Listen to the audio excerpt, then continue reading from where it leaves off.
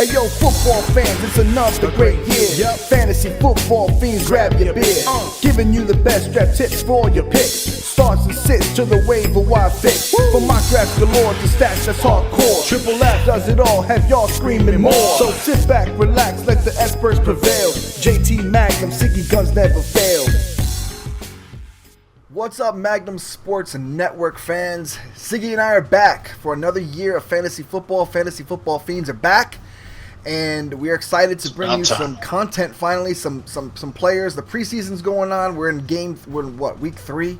This is where usually the starters are. The dress rehearsal. Made. Yeah, it's the dress rehearsal basically for all the NFL teams, and we're gonna get into our first thing, which is our breakout players of the year. It's our top 10 breakout players, and we're gonna do a little things different this year. We're gonna try to make videos shorter for you guys, so we're gonna get right into it. And like I said, welcome back, Siggy. It's good to have you back. As you can see, Siggy has a brand new webcam. He's looking all dapper now, and he's still wearing his Jets hat, but you can it's too hot for this right now, but. So let's roll with it. Who's your first 5 from 10 to 6 for your breakout players? 10 to 6. Stephon Diggs, Mike Evans, Carlos Hyde, Kirk Cousins, and Blake Bortles. Those are my 10 through 6 breakouts. And I'm going to talk about Carlos Hyde. Obviously, Chip Kelly's there. That's your favorite team right now, right? Your 49ers. Yeah, I got my gear on. Gear on now. The one thing I would give Chip Kelly is that he does make the offense better. I mean, as much as a lot of people ragged on him in Philadelphia, no one could deny that the production for some of these players was a lot better. I mean, Jordan Matthews had a good year. Mark Sanchez even looked like he was, doing something for a little bit there. And obviously, when Foles and them were, first in the scene, they were doing good. Bradford even had a bounce back year whenever he was finally given the chance. So he makes the offense better. Now, running back wise, obviously we saw LaShawn McCoy get, ousted. But the thing that makes Carlos Hyde a little bit different is, one, he's young. And I think he fits a college scheme more since, he's fresh from college, a couple years removed.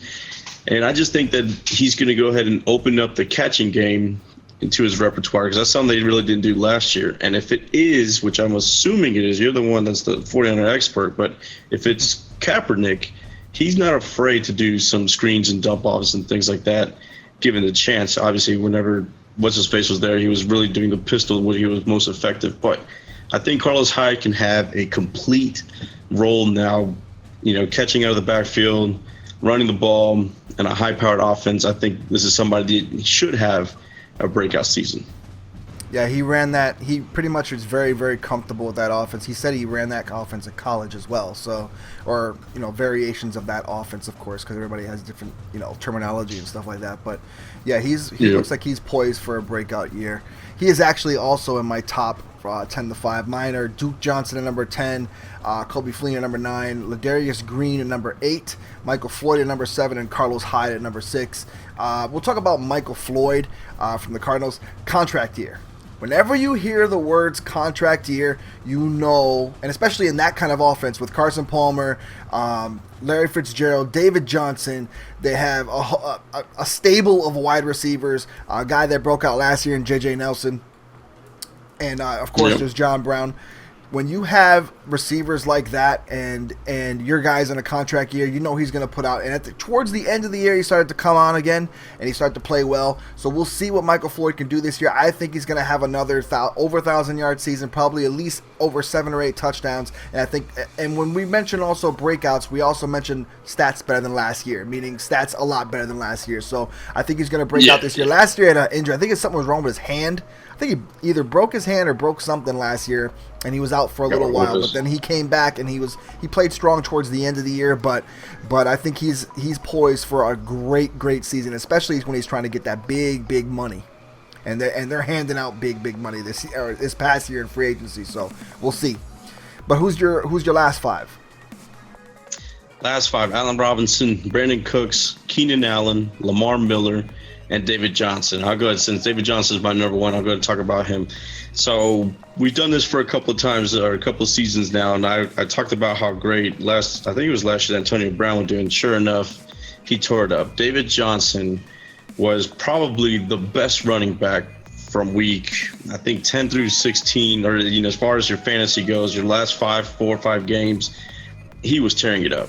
And you talk about Michael Floyd, you talk about Carson Palmer, you talk about that, Arizona Cardinals offense. Johnson was really the engine that was running that offense in regards to setting everything up.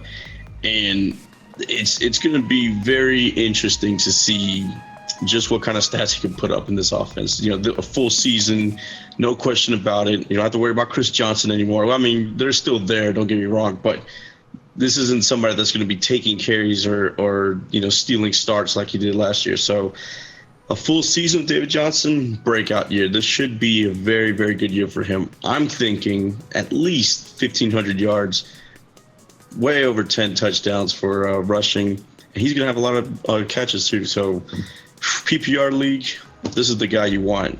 I would put him ahead of Gurley in AP right now. Yeah, honestly. He's ranked very high in PPR leagues. We usually another thing. This is standard we're talking about. We haven't really gotten into PPR very much, but you're always welcome to ask us PPR questions. We'll answer them. I'm getting more and more accustomed to PPR leagues as the years have gone by. But he's ranked high with PPR, and he probably will, especially with screen passes and things like that. And he's a big dude. He's a big back. Yep. That's a big boy, and he's fast, like lightning fast. So, I mean, and Bruce Arians loves to use anybody with speed. They draft speed. That's pretty much what they do. He knows how to use them. He knows how to put them out in space. He knows how to create mismatches. So, he's going to have, I hate to say it because I'm a 49er fan, but he's going to have a great year. But for my last 5, I have Marcus Mariota at 5, Golden Tate number 4, David Johnson, of course, at number 3, Amari Cooper at number 2, and Lamar Miller as my number 1. And I'll talk about Golden Tate, though. Calvin Johnson is now retired. And if you remember last time, Calvin Johnson was banged up for a good chunk of the year, pretty much the rest of the year. I think he hurt his knee. And Golden Tate took over and was just absolutely killing it. He had one of his best years, actually, in that system with Matthew Stafford. Now, insert Marvin Jones on the outside, also Anquan Bolden in the slot that they picked up, and they of course have Amir Abdullah, and they have Theo Riddick, catching the ball out of the backfield as well. But this offense is looking really good, and Golden Tate's one of those type of receivers that's going to get a lot of possession catches, a lot of catches. So if you're in a PPR, he's definitely going to do well for you. And then on top of that, he's going to get a lot of yards. He's going to rack up yards after the catch. Golden Tate's one of those catch the balls and make a lot of plays, and he makes plays with his feet. So I'm really liking him this year, especially now that Calvin Johnson's retired, and also the fact that like Marvin Jones has never really been the man in Cincinnati. It's always been AJ Green. He's in his shadow. Marvin Jones is a good receiver, but he's no Golden Tate. And Anquan Bolden is now up in age. He's not going to play every snap and every down like it is. He's more like a third down wide receiver now, coming in to help you get that clutch first down, but that's also Golden Tate specialty. So I really love Golden Tate this year. He'll probably get you about 1,300, maybe even close to maybe 1,400 yards, almost like Julio Jones-ish, and he might get 100 catches this year. I agree. I have him as on my sleeper for the next show. There you go. All right, guys, that will wrap this episode up for the top 10 breakouts. Stay tuned. We're going to have some more specials coming up and pretty soon. And anything you want to add, Siggy, before we go? No, I think we're good. All right. Can't wait till fantasy starts. Oh, so can I. I can't wait till the season starts. I'm just excited. I'm pumped. Yep. I'm ready. I'm ready for football. It's been too long. All right. All right, so for Fantasy Football Fiends, Siggy Guns and JT Magnum, we out. Peace, y'all. Peace.